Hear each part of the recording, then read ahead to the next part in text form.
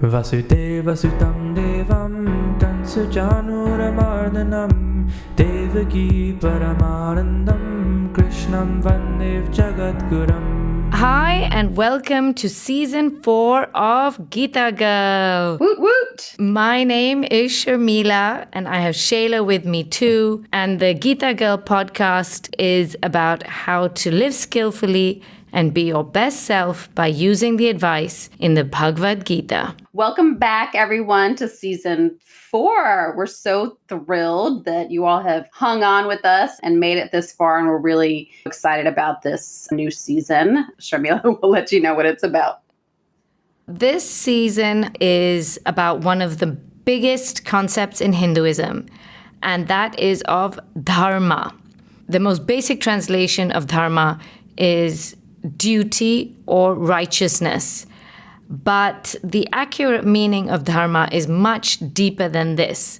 When I say Dharma, it doesn't sound like a very sexy subject. It's like, oh my God. But actually, it's a very complex, beautiful, and intriguing subject. Dharma is doing the right thing and fulfilling your responsibility in any given situation. And your dharma, that responsibility, varies from person to person, situation to situation. Your dharma, duty, responsibility, the right thing to do, changes as you change, as your status changes, as your age changes. For example, your dharma, the right thing to do when you were 1, is very different from your dharma at 10. Very different again from your dharma at 20. And very different at 40, and so on. I'll give you the most basic example. When you are 1, let's say your exercise dharma is to basically try and walk. That's pretty much... That's it. That's only it. Goal. Yeah. Your dharma exercise-wise is to try and get on your own 2 feet. That's it. At 10, it may be, hey, let's play some sports. At 10 years old, you should not be hitting the gym. Yeah. No pull-ups or 100 sit-ups for you yet. Exactly. At 20, your exercise dharma is let's go to the gym, let's work out, let's do some hardcore sports. You cannot do this at 1 year old, you know? That's right. And let's talk about 50, which is my age now. And mine. I do go to the gym, but it's certainly not to the level of what I was capable of 10 years ago or 20 years ago, certainly not 30 years ago. And then that changes over time in terms of not only what you're capable of, but what is good for your health. Your dharma at 80 is not to bench press as much as, like, I don't know what people bench press, 100 pounds, 200 pounds. I have no idea. You do that at 80, your bones will crack under you, right? Yeah. So your dharma changes. And we've given you a very simple example, which is exercise. Your dharma changes as you change, as you evolve. Your relationships change, your relationship to the world changes, and therefore the right action in any given situation changes for you. And your dharma also changes given your chosen path in life and your education, your skill set, your capabilities. For example, the dharma of a surgeon is to operate. If I or Shayla is a doctor, but she's no surgeon. And not a medical doctor. And if I or Shayla were to operate on someone, it would straight up land us in jail. Oh, yes. So your dharma depends on your age, your education and capabilities, your location and the laws of the country. It depends on the people involved in the situation and your relationship to them, how you behave with your parent, and your dharma with your parent is very different to your dharma with your siblings and still different to your dharma with your children. It also depends on the temperament of the person you are dealing with. Yes, Lord Krishna does talk about the temperament of the people you are dealing with and how they will receive your actions. And this adds yet another layer of complexity to your dharma. And we're going to talk about all these different roles and your dharma in any given situation in this entire season of Geeta Girl. I just want to mention here that Mohit, my son, who's 25, millennial, When I was talking to him about the season of Gita Girl, I said to him, it's about Dharma. He said to me, wow, your generation loves talking about duty. Your generation's all about it. And I said, we're obsessed with doing our duty. Yeah, that's right. I think that we are. And I think also maybe as women, we're obsessed with duty and all these rules and regulations that are put on us, or we interpret all those rules and regulations as our duty, I should say. I think we'll later learn that's not necessarily what our dharma is. It's not just women. I think as Indians, maybe. Yeah, there's a cultural component to that, right? Your duty to your elders, your duty to your parents, your duty to your children. There's a lot of cultural rules about what that should look like and what that should be. He's not totally wrong. Yeah, I think Mohit is hitting the nail on the head. And also, I don't think it's just women. My husband and my brothers are some of the most dutiful people I've ever met in my life. They have that familial duty. They wear that very seriously. I think we are all obsessed with our duty because we have been programmed to think that we actually must throw ourselves under the bus and sacrifice ourselves in the name of our duty. Absolutely. And I think that we make the mistake of thinking that all of these external factors are the ones that define what our duty is, that friends define your duty, or your culture defines your duty, or your religion defines your duty, or societal pressures absolutely tell you what it is you're supposed to do, what your role is supposed to be, how you're supposed to behave. And I think we get really caught up in that, and it's really hard to know. It's really hard to know what your duty is. That's so true. But we also have a strong duty to ourselves that our parents conveniently forgot to tell us about. Okay? They just muttered that part. We're just like, no, not reading that section. Skip over that bit, darling. But we have a strong duty to ourselves. Lord Krishna says in the Bhagavad Geeta that we also have a strong duty to our mental and physical health and well-being. So this whole notion of throwing ourselves under the bus, sacrificing ourselves, quite frankly, is really exaggerated, because in the Gita, he talks a lot about balance. And actions that are done with an object of hurting others or hurting ourselves, even in the name of discipline, is actually tamasic. It's toxic. I think it's really important to talk about this because it's such a wonderful concept. We always think of our duty in relation to people outside of us, and we rarely think of what is good for myself. And sometimes you feel selfish thinking, what is good for myself? I think the martyr complex is something that's very real. You get applauded for neglecting yourself. That's considered something positive, that you give of yourself to other people, do your duty by them and neglect yourself. But it's great that written in this book is this real acknowledgement that it is critical and important that you take care of yourself. It's that same sort of airplane rule, like don't put the oxygen mask on someone else until you put it on yourself, and then you take care of everybody else. You have a duty to yourself. Absolutely. And Lord Krishna talks about that. He says, without maintaining your mind and your body, you cannot perform your dharma. So there is a definite balancing act. We're not talking about being selfish and being self-involved here. We're talking about maintaining boundaries so that you can do your dharma. Right.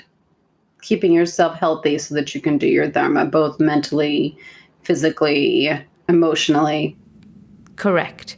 And that may be different for different people. That's right. Basically, your dharma is unique to you and only you. In the Bhagavad Geeta, it's called Sva-dharma, my dharma.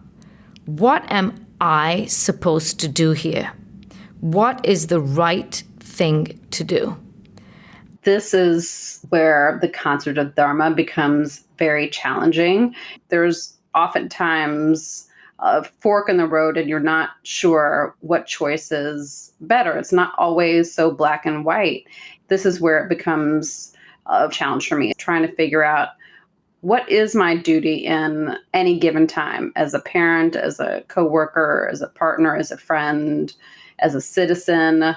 What exactly is the thing that I'm supposed to do? And I don't know that it's always so clear. More often than not, it is not clear. What am I supposed to do here? What is the right thing to do? Literally, the whole Bhagavad Gita is actually a discourse on that very question. The first word of the Bhagavad Gita, the first word of the entire book, is Dharma. And the last word of the entire book is Mama. Mama means mine. So the whole entire book is encapsulated between these two words, Dharma, Mama, my Dharma. What the F am I supposed to do? That is exactly what Arjun was saying on that field. What the F am I supposed to do? Do I kill my cousins? Exactly. Seems kind of bad. Exactly. Yeah. It's not easy to figure out what our duty is. So the whole Bhagavad Gita, like I said, is a discussion of what to do and how to go about doing it. And in the Bhagavad Gita, Lord Krishna froze time. He was like, okay, this is a great question. We're going to pause right here. Oh, I want that trick. Yeah. Lord Krishna froze time so he could guide Arjun out of his confusion and dilemma and panic. What Arjun was going through, that panic attack. There's a whole chapter that describes it in the beginning of the Gita, chapter 1. The name of the chapter is called The Despondency of Arjun, okay? And while it's unlikely that Lord Krishna will freeze time for us, we can slow down and figure out our next move with clarity and intelligence using the advice in the Bhagavad Gita rather than knee-jerk reacting unconsciously, which is what we all do. We can pause as much as we can in any situation and think, what am I going to do here? Right. We do have more of a luxury of decision making than sometimes we give the opportunity credit for. Correct. You know? I agree with that. If we just say, wait, I do not have to react right now. That's right. Give myself some space. And that gives us time to handle the situation. Most situations require some careful thought before proceeding with action. And we don't give ourselves the time to think. We talked in our last episode about the importance of meditation and the importance of it clearing your mind so you can make thoughtful, informed decisions. And I think part of the practice is knowing exactly how to pause and allowing yourself to take that time to be able to make an informed, thoughtful, and intentional decision. That's a great point. Thank you for that plug for episode 15.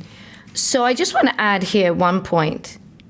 I want everyone to understand that Arjun was superhuman. He was half God and half man. And he had also been preparing and training for this moment, the battle he was facing. As you said, Shayla, facing his cousins. Do I kill them? Do I not kill them? I have to kill them because they're all murderers and rapists and thieves. And I'm the righteous one, but yet they're my cousins. Am I doing the right thing? Am I doing the wrong thing? What am I supposed to be doing here? He had been preparing and training for this for his entire life. And yet when he faced the task, he had a nervous breakdown. You still did, despite all that training. Correct. That makes me feel better.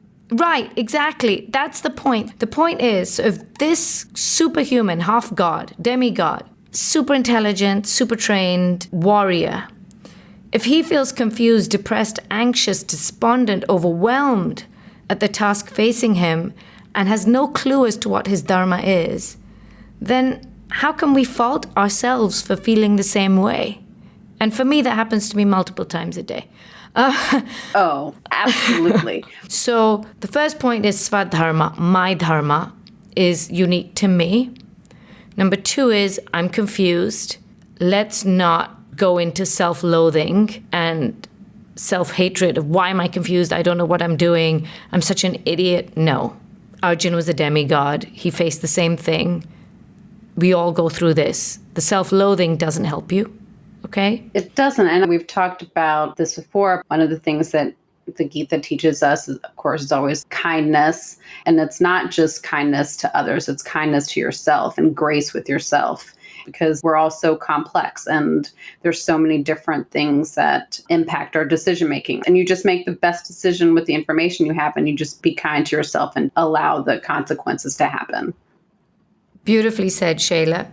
Once you have made the best decision with clarity, with intelligence, using the advice in the Bhagavad Gita, figuring out what your dharma is, what your responsibility is in that moment, it's do your best, leave the rest, in essence, right? Like you've done your best, you've left the rest. That's right. So the first 2 points, like I said, number 1, swadharma. Number 2, no self-loathing for yourself. And number 3, non-judgment not only for yourself, but non-judgment for other people. Everyone's dharma is unique to them. It is the right thing to do given the container of the circumstances of one's life in that particular moment. And only the person who is doing it, only the actor, only the person who's doing that action knows what that entire situation contains. I don't know. You don't know. Only they know. The same way that we don't want to feel judged by the decisions that we've made when we think we've made an informed decision, it's in that same vein. We can't expect to know all the factors that went into someone else's decision making as well. Just let people do their thing. I don't know if it's increased social media or more reality TV, but I feel like our threshold for judgment has just gone through the roof. I just feel like all we do all day is judge people. All we do all day is try to avoid judgment from others, and I think this is a common thing that we see on social media. I mean, the amount of opinions for every single person's decision is just staggering. And the fact that people think that they can comment on your choice to like breastfeed or not breastfeed, or work from home or not work from home, everything is open for somebody's judgment. The culture of judgment seems to be ever expanding, and it's hard to shut that noise out. But I think it's important that we do by not participating in that.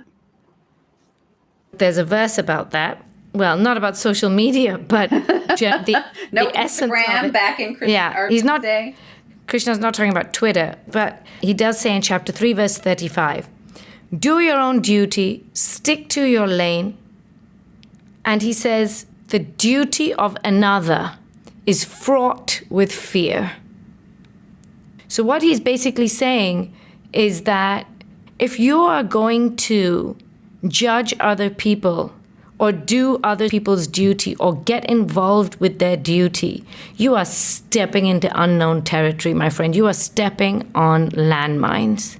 And you are going to make mistakes, whether you're judging them, whether you're getting involved with their duty, whether you're enabling them to not do their own duty because you are taking over theirs. Just stay in your own lane and do what you're supposed to do. And the more time you spend focusing on other people's duty, whether it's in judgment or taking over their responsibilities, you are enabling them not to do their own karma. So you're taking on that burden that they are now not fulfilling what they're supposed to fulfill. And B, you're neglecting your own duty. Your own duty is a lifetime's worth. You do not have time and energy to do the duty of another. Oh, that's absolutely true. So in the Bhagavad Gita, there is no mention of any name of any religion.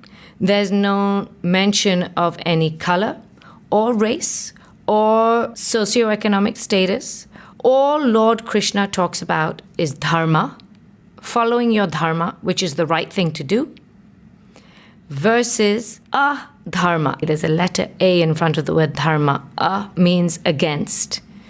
So it's dharma versus adharma, against dharma, the opposite of dharma, which basically means the not right thing to do. So there's two paths, the right thing to do or the not right thing to do. And doing the right thing, fulfilling your dharma, leads to positive karmic consequences. And the opposite is also true. Doing the not right thing And not fulfilling your dharma leads to negative karmic consequences. And I just want to say that we're not talking about fulfilling your dharma in terms of the result and how it ended up. He talks about fulfilling your dharma in terms of, did you do the right thing in terms of fulfilling your responsibility? Period. Not in terms of the end result. It's much more effort-focused, intention-focused, action-focused, and nothing to do with the results. It's good to remind ourselves of that because, as we've talked about before, you don't always have control over the outcome. There's a lot of variables that impact the outcome, let's say, of a work project. Like, you can do your duty and your responsibility. And if somebody who is working with you doesn't, that's going to impact the outcome. So you're not going to be judged by the outcome, and you shouldn't judge yourself by the outcome. You should try to concern yourself as little as possible with the outcome, which, as I'm saying it, I'm acknowledging that it's very difficult to do because we're such an outcome-oriented culture and we get rewarded for outcomes, obviously. But the only thing you have control over is your action, and you have to figure out, what is that right action? What is my responsibility in this situation? And in the Bhagavad Geeta, doing your dharma, fulfilling your responsibility in the right way, is actually a spiritual endeavor. It's a way to empower yourself, elevate yourself, connect with God. It's a form of worship. It's actually a form of prayer to God. It's a way to move forward in our spiritual journey by fulfilling our daily responsibilities, according to Lord Krishna. Can you give us some examples of what our dharma is like in a day? What are some examples of what one's duties would be? That's a great question. I'll give you an example. The other day, me and my friend, Kiran, we were walking on the street and we see somebody getting out of a car, clearly in pain. Her foot was bandaged and this poor woman was wincing. So I went up to her and I said, "Excuse me, can we help you?" She goes, "I think I broke my foot, but I need to get to the doctor that's in this building." She literally put one arm over my shoulder, one arm over Kiran's, and she hobbled and used us to get into the building. To get into the building, there's security there. There's a big building with a big lobby, and the security said, "Where are you going?" She goes, "I'm going to the doctor, it's 11th floor." And the security officer said to us, "Are you going with her?" I said, "No, we're not. We just met her on the street." And the security guard said, "Well, I don't know if I can let you in." I said, "Honestly, I don't know if she can make it across the lobby to the elevator." Now, at this point, the security officer started getting agitated and said in quite a heated voice, "I don't know if I can let you in. I have a job to do. There's a reason why there's security in this building," sort of giving me a hard time to enter the building with this lady whose foot was broken. And I could have easily raised the temperature of that conversation. And I could have said, "Hey, I'm trying to help here." Do you know what I mean? Absolutely. You could have made a very different choice in your Correct. tone with him and your attitude towards him. A Correct. 1,000,000%. I consciously chose not to be rude to the security officer. I said, "We're helping her. What would you like us to do? Should we walk to the elevator or would you like to do it?" And I was very polite. And the security officer said to me, "You know what? Take it, but don't get into the elevator." So that's what I mean. Doing your dharma, even within Sheva, even within helping somebody, there was a way to go about it. And I'm very proud of myself for handling it, doing my duty in still a dutiful way rather than in an entitled, "I'm better than you, do you not see what I'm trying to do" kind of way. Do you know what I mean? Yeah, Do you know what I absolutely. mean? Because if you Correct. had gotten into that verbal altercation, which is sometimes very tempting, it would have Yeah. impacted your ability to care for this person. So to me, that was me and Kiran doing our dharma. As able-bodied humans, seeing somebody in pain, don't have any expectations, will probably never see her again in my life, but I did it because it was my duty. I really love that example for so many reasons, but one is that obviously you recognized your duty as helping someone in need, and you had the ability to help them, so you did. And I think if everybody did their duty, did their dharma, and they focused on what their own individual responsibility was to make the better choice each time you were faced with the decision, I just think it would be revolutionary. And I think in this example, your duty was fairly clear, but sometimes decisions are not so clear, and it's hard to know what the right thing is to do. And not only that, sometimes you have competing priorities and competing responsibilities. We have all had to make choices between two priorities that we felt were equally important. And I think that's also some of the challenges of doing your dharma. And we'll be talking in some upcoming episodes about difficult situations and what's the right thing to do in situations where there's not a very clear right path to take. I just want to add this one point. Most people view doing your duty as a buzzkill, an obligation, something that's like, who wants to do that? Such a drag, But doing your duty is actually one of the most liberating concepts and frees us from a lot of baggage. I'll give you an example. My husband, Sunil, he has found the concept of doing your duty to give him a lot of peace in challenging circumstances. The other day, I asked him, I said, how does this one issue not bother you? He said to me, I've done my duty. There is nothing more I can do. And he literally turned over and went to bed. It's like nothing to ruminate. I truly, genuinely did the best that I could.